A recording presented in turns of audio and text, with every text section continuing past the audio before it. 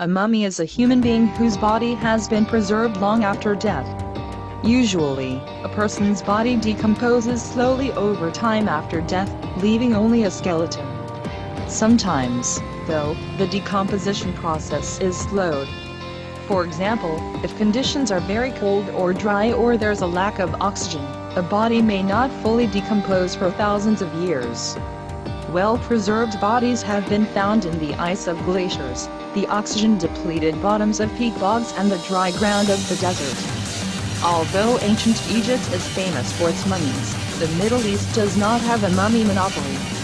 Over the past 200 years, scientists, researchers and explorers have found mummies all around the world. The ancient Egyptians were pioneers in the field of embalming, though. Embalming is the process of preserving the body after death or creating an artificial mummy.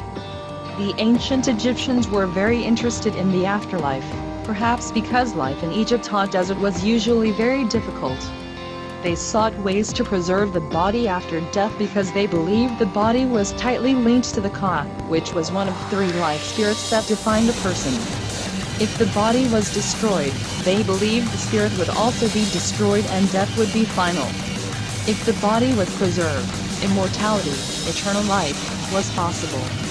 The ancient Egyptians refined their art over thousands of years. The end of the process usually involved wrapping the body in heavy linen bandages. The Egyptians believed the bandages helped to keep moisture away from the body. The bandages also allowed those creating the mummy to shape it into the most lifelike shape possible. When the mummy was all wrapped up, a funerary mask was usually placed on its head.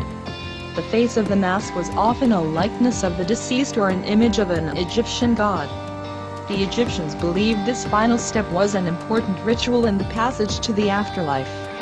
They thought it helped the spirit find the correct body among the many stored in the tombs.